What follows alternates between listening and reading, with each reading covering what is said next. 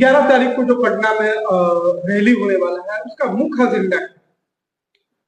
मुख्य एजेंडा है कि बिहार के जितने जो दलित, शोषित, वंचित, पीड़ित, बेरोजगार लोग हैं, उनको जन स्वराज की आवाज को जन जन तक पहुंचाने का।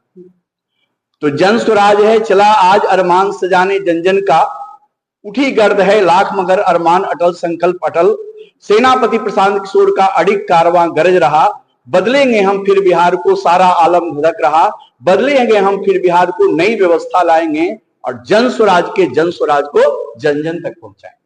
कहीं ना कहीं राजद का यह भी कहना है कि जन स्वराज भाजपा का बी टीम। ये सुन करके बहुत हंसी और ये हास्यपद बात लगती है जो राजद के द्वारा कही जा रही है।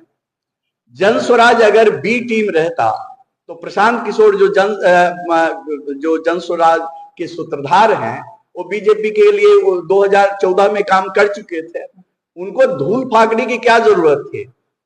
वो तो उन्हीं के साथ रहते और रह करके अच्छी कमाई कमाते, या कि नीतीश कुमार के साथ रहते अच्छी कमाई कमाते। तो जन स्वराज का मुख्य मुद्दा या प्रशांत किशोर जी का मुख्य मुद्दा है, जिस पर मैं कहना चाहता हूं कि बरसों की ठंडी बुझी राख सुबुआ उठी, मिट्टी सोने का ताज पहन इठलाती है, दौरान समय का रथ का घर घर नाच सुनो और सिंहासन खाली करो की जनता आती है।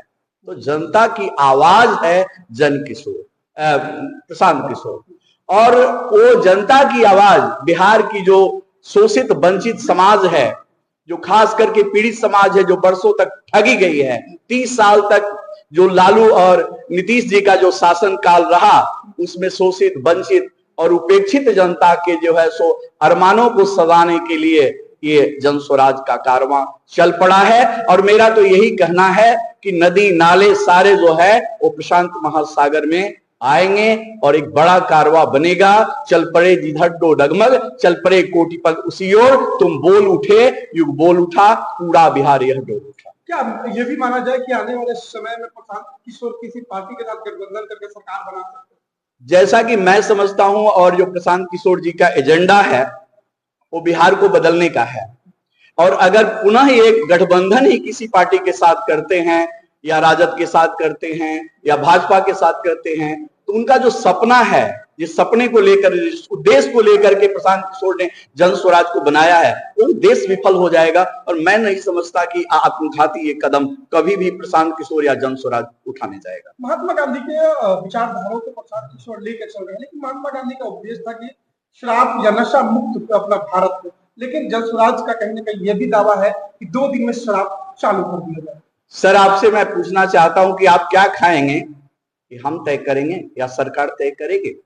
किसी भी संविधान में ऐसा नहीं लिखा हुआ है कि जनता क्या खाएगी या क्या पहनेगी या किस प्रकार से रहेगी। ये जनता को तय करने दीजिए और लोगों को तय करने दीजिए। जब आकाश है स्वतंत्र मेखला, श्रृंग भी स्वतंत्र ही खरा बना ढला है, जल प्रपात काटता सदैव श्रृंखला। तो जब सारी स्वतंत्र व्यवस्था है तो उसमें हम ऐसा बंदिश क्यों लगाएं कि शराब पीना? अगर शराब की बात ही कहते हैं, और महात्मा गांधी जी की बात को मैं मानता हूं, ये जन आंदोलन है, ये सामाजिक आंदोलन है। स्वतः लोग तय करें क्या खाएंगे क्या पिएंगे। अगर शराब खराब है, बिल्कुल खराब है, इसे मैं भी मानता हूं और प्रशांत किशोर जी भी मानते हैं, किंतु जिस प्रकार से बंदिश सरकार ने लगाई है, आज अपराधी जितने बंद कारागारों में नहीं है, उससे ज्यादा अपराधी जो शराब पीने वाले हैं। कल मैं एक वंचित समाज में गया था, वहां पर लोग कह रहे थे कि सर पाभर शराब पी करके चलते हैं, पुलिस पकड़ लेती है, 5,000 10,000 रुपया हमसे ले लेती है। तो जरा सोचिए कि इस प्रकार की जो शराबबंदी है और जिस प्रकार की शराबबंदी को सरकार चला रही है कि घर घर में शराब, आप अभी खोजिएगा यहाँ पर जो ब्रांड खोजिएगा आपको यहाँ पर पहुंच जाएगा। तो शराबबंदी है कहां सर? और उससे जो बड़ा घोटाला जो हो रहा है, जो शराब माफिया लोग कर रहे हैं, या बड़े बड़े अधिकारी लोग कर रहे हैं, या प्रशासन में बैठे लोग कर रहे हैं, इससे जो है बड़ा राजस्व जो है 1500 या 2000 करोड़ का राजस्व है, उसे घाटा लग रहा है। और उसे जो जनता का कार्य है वो होना चाहिए था, जो माफियाओं के पास चला जा रहा है। इसी कारण से प्रशांत किशोर जी ने जो है ये शराब बंदी को हटाने का फैसला किया है गांधी जी के नक्शे कदम पर। गांधी जी ये चाहते थे कि शराबबंदी हो, किंतु जन इच्छा से हो। आने वाले बिहार विधानसभा चुनाव 2025 सर पे है जी, कितने सीटों पे जन चुनाव लड़ेंगे, किस एजेंडे पे लड़ेंगे? पूरे के पूरे 243। एजेंडा क्या है सर? बिल्कुल एजेंडा यही है बिहार को बदलने का, बिहार को बदलने का और नीचे से ऊपर तक बदलने का। सर देखिए, चुनाव जब भी आता है तो वादा तो बहुत होता है, लेकिन धरातल पर कोई काम नजर नहीं।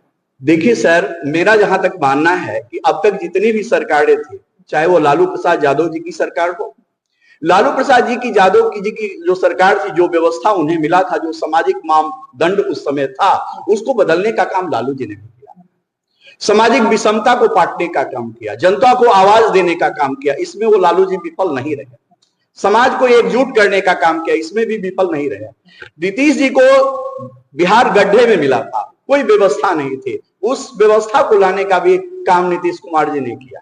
ऐसा नहीं कहा जा सकता कि जो सरकारें वादा करती है वो नहीं करती है। नीतीश जी ने भी पानी लाने का काम किया, बिजली लाने का काम किया, सड़क लाने का काम किया, किंतु मुख्य जो मुद्दा था, खास करके जब बेरोजगारी की बात आती है और जब शिक्षा की बात आती है, तो ये दो मुद्दों में नीतीश सरकार भी विफल है। और ये दो मुद्दा जब तक सफल नहीं होता, बिहार का जो सुंदर स्वरूप है वो नहीं बन पाएगा। क्या आग्रह करना चाहेंगे हमारे चैनल को देख रहे हैं कि 11 तारीख को रैली?